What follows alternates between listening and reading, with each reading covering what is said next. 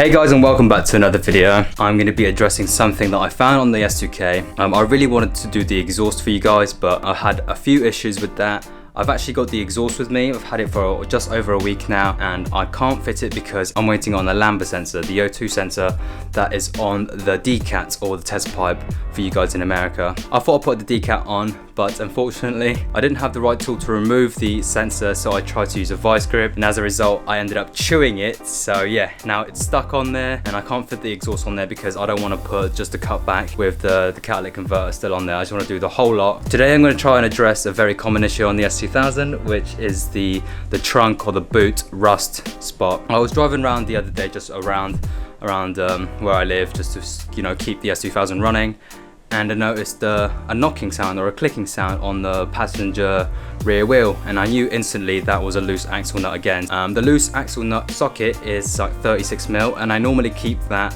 underneath the tray where you have your jack and all the bits and pieces like that underneath the trunk. And I lifted it up and everything was covered in water, and then I took everything off and there was a big puddle of water there. I took all the panels off, I had a look and I did my research. I think the source of the leak is the vent that is inside the trunk. I'll show you guys this later on. I'm just trying to explain everything right now, and I'm sorry if this room's a bit messy. I'm also in the process of redecorating our bedroom. It's been a bit of a hectic sort of week, I guess. I'm waiting on parts. I've bought Bilt Hamber stuff. I did my research and I decided to go for those products because of the good reviews. Yeah, and I've also got this interior bit that I was gonna film for you guys, but yeah, I just ran out of spray and it all just went wrong, and so I decided to pick up the camera and show you guys what I'm doing today.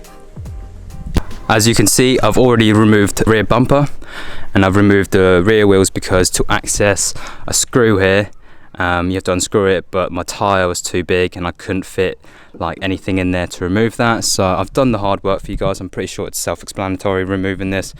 And this is the first time I've removed the rear bumper, and I'm going to address this issue here as well. You can see my crash bar is all rusted. I'm pretty sure that's just surface rust. So I'm going to use the Bilt Hamber and just underseal the rear end. I'm going to use this time, my free time, to just address all the rust issues on the car. I will also be doing the wheel arches, but I'm going to do that for another day because this is the most important thing.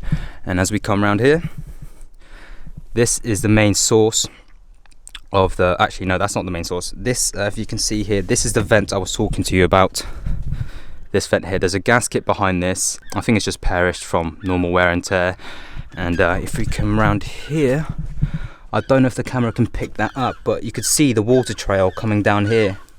And I don't know how long this has been happening, but it could have been a couple of months, a year, but God knows how long. This was covered in water, and as you can see there's already 2 holes. And I've tried to remove as much rust as I can, but I've still got to sand a little bit more just so that I can chase back all the possible rust. I'm going to try and do the best I can on this job.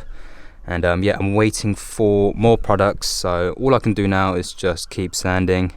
I'm going to address this vent issue. I might take my crash bar off now and just treat that whenever, because I can just put the rear bumper back on and treat this inside or what have you. So the first thing I'm going to do is I'm going to take the crash bar off, remove the vent, clean around it, and then just use some silicone and just do a nice bead so that we don't get this issue anymore.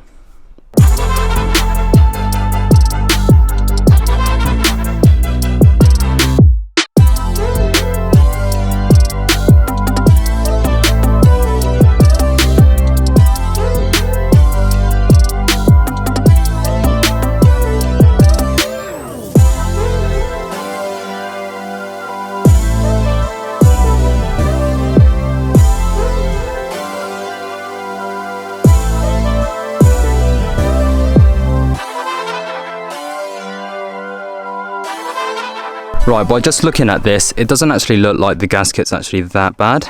It's still soft, it's not hard, it's not flaking, it's not brittle, so I don't know why it's causing the leak. It might just be a bad connection, so I'm not going to remove the seal. I'm just going to clean it back up, keep the gasket on there, and just do a nice bead of silicone both sides, so that should fix the issue.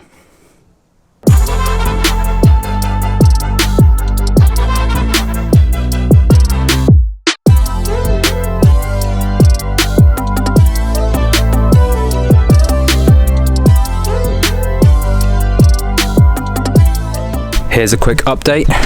I've gone to absolute town with the silicone. Don't know if you can see it. It's a clear one, clear silicone.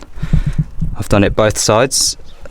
Sorry if the camera can't pick that up because it's very clear. Done a bead all the way from there, all the way to the other side. Been really generous, and also just around from there to about there. So obviously I'm going to keep an eye out on it. When everything's finished and painted, I'll check like once a week just to make sure there's no more water puddles in here. But that's done now. I'm quite happy with the job. Now I'm going to address this issue. I'm going to keep sanding, but that's wet. I'm just going to cover this real quick. I've got some paper and some tape, and then we'll just get sanding and get rid of all the surface rust and everything else.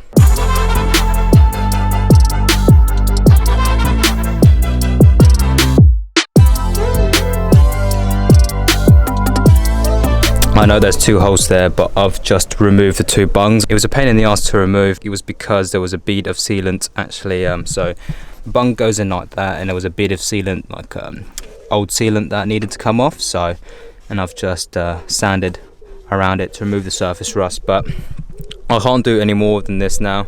I'm happy with the outcome. I'm just waiting on some Bilt Hamber products. I'm going for the Hydrate 80.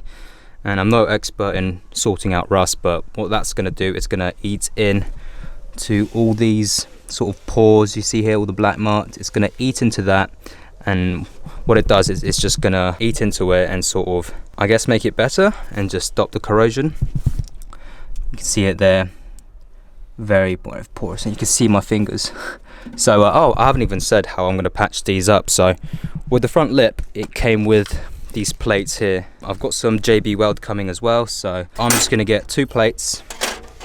I'm going to patch it like that, JB weld around that. I'm not going to bother fillering it, and then I'm going to treat it with more Bilt Hamber products. It's Diagnosing UB. It's just a really good underseal. I'm just going to wing it and see what happens. So that's drying away, and yeah, I can't really do much now apart from wait. This bash bar right here that I took off, this is actually from the time I got rear-ended. So if you guys didn't know, January of 2019, someone rear-ended me. Someone wasn't paying attention and decided to hit the back of my car, which was a no-no. I wasn't happy, but yeah, I wasn't affected. My no claims bonus wasn't affected, and I ended up doing an insurance jobby. They did the rear quarter, pretty much the whole back end, and then they blended in to this door here. And to this day I can still see the blend, but what can you do? It's a very hard colour to blend. The guy who sprayed it did a great job, but it's starting to blister here. I only noticed this like the other month, but yeah, somewhere around here it's just started to blister. So I plan on wrapping the car after this lockdown period. That's the plan anyway. Yeah, let's just wait for the products.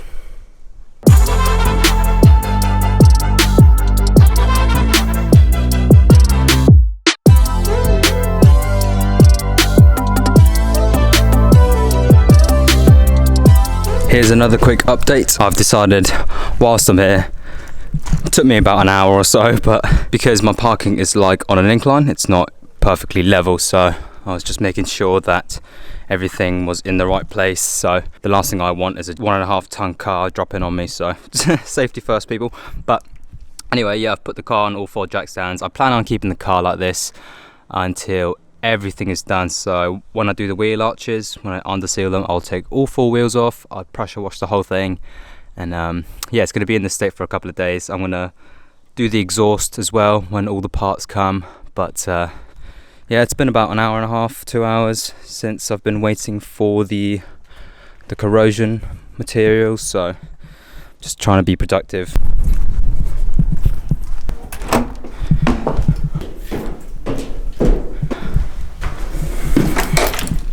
Good news, girlfriend just told me that a package has been delivered. Before I show you guys, this is the exhaust that I will be putting on my car in a couple of days. I went for the Nvidia N1, the mid section here, and then the Y section, and then the 2 back boxes with the titanium tips.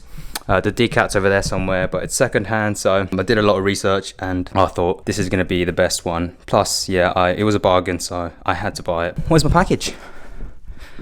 Ooh, thank you. So in here there should be the JB weld and the Bilt Hamber Hydrate 80 for the corrosion. So I'll just do a quick unboxing. This is the stuff I was talking to you guys about. I'm just going to brush this onto the bare metal parts. I'm going to do 2 coats. If you guys want to look at this company, I'll have the links down in the description below, so go check them out. I had a little thought. I'm not going to patch the holes up today because I was just reading the instructions of the bottle, and it says you need to leave this stuff to cure for about 24 hours. So I'm going to do 2 coats, and then I'm going to come back tomorrow. That's when I will patch up the holes. So I want to try, if the tin says, you know, leave it for blah blah blah minutes or whatever, I'm going to follow it. I want the best result. I'm just going to get on and clean it with water, clean it with isopropanol, just get every bit of grit, dust and grease off the substrate, and then we're going to go ahead and apply a small uniform coating, thin layer, like one way, and then it says to leave it for half an hour and then do another coat, but do it the opposite way. So I'm just going to do that right now, and it says to put it in a non-metallic container, which is here. I'm just going to dispose of this later, and then I've got a brush here. So I'm going to do this now, and then I'll show you later what it looks like.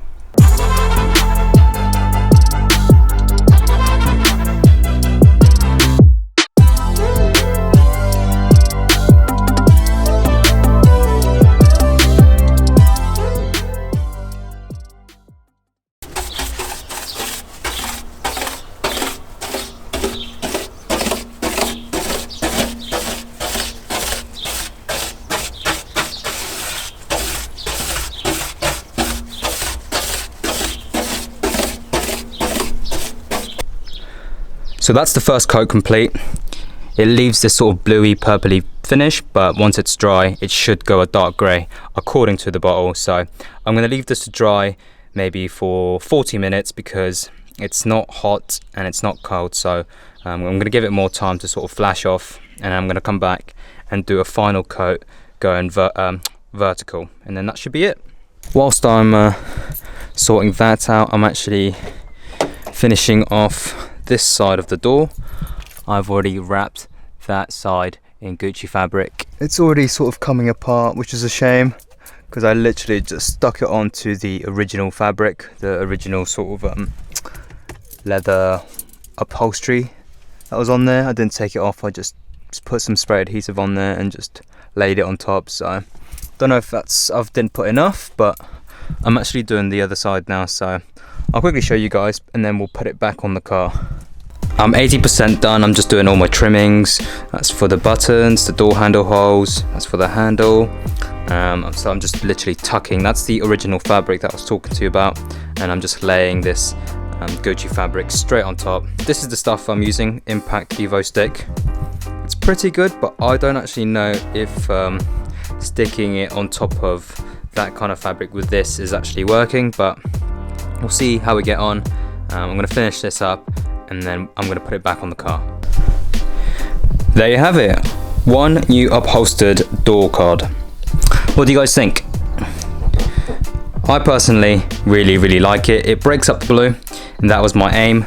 I know it doesn't look much now, but once it's back on the car then it should tie up with everything else. So I'm going to put this back on the car. It's going to take a couple of minutes, and then I'm going to reapply the last coat of the Hydrate 80 on the rusty spot.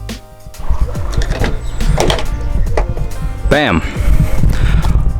It's both door cards finally finished, and I really do think that it suits the interior of this car now. Close the door. We've got the Gucci there. Gucci everywhere. This interior is really coming along. I really want to get new seats. We're going to do everything bit by bit. I'm not going to rush this build. I'm just happy that I'm making my vision come to reality. I hope you guys are enjoying the content that I'm putting out. If you guys want to try this on your car, then please do it, because you know, now's the time to do it. We've got plenty of time, plenty of free time, so don't waste it. Just be productive and start working on your car. And hopefully I've inspired you to do something. Maybe wrap your A-pillars in suede or Alcantara. Anything is possible. Try something different and be unique. So there we have it, ladies and gents. That's the last coat of the Hydrate 80 done. I'm going to leave that to flash off for a good 24 hours. Now I'm just going to tidy up everything. I'm going to put that somewhere safe, put my rear bumper back on, and then we'll come back to this tomorrow. So this is going to be part 1. My girlfriend just told me that I've got another parcel. Fingers crossed that's the rest of the Bilt Hamber stuff. I'm going to get everything tidied and then I'll show you guys what the parcel is. Hello. So you love having airtime, don't you? She's the best cat ever, just FYI guys. Let's have a look what's inside the box. Got a bunch of packaging. Got a trigger. We have water-based degreaser. So this is just to get rid of all the dirt, grease and grime on the substrate you're working on. So thought I'd go for that. A tin of the Dynamics UV underseal. I'm going to apply this on top of the Hydrate 80. I'm going to do a couple of coats of that. I'm also going to use this for the rear end of the car. So I've got plenty of that. And then I've also got this zinc primer. So this is for bare metal. I know I used the Hydrate 80 on the trunk, but that was because it was really badly corroded. Yeah, I'm pretty sure this is just for like small rub throughs. I thought I'd go with that anyway. The good thing about Bilt Hamber is that they're very eco-friendly. Everything's water-based or biodegradable. Correct me if I'm wrong. It's always good to think about the environment. As you see, they're water-based degreaser. So yeah, highly recommend using all this stuff guys, so the link will be down in the description below. So I'm going to wrap today's video. I hope you guys enjoyed it. This is going to be a part 1. I should be able to complete everything tomorrow, so I've just got to, I'm just thinking out loud at the moment, I've just got to underseal it, put everything back on, and then I'm going to tackle the rear end. Fingers crossed my new O2 sensor turns up tomorrow as well, so I can get started on fitting the exhaust. I've got a little bit of momentum now, so I'm going to keep myself busy. As you can see, I've got to sort this room out as well. I've got to do wallpapering. I'm going to disassemble this new wardrobe because we've got a new one coming. So yeah, it's going to be a little bit hectic in the next couple of days. Yeah, I know this has got nothing to do with the car, but I thought I'd update you guys on that. Make sure to subscribe to this channel, and I should see you in part 2. Peace.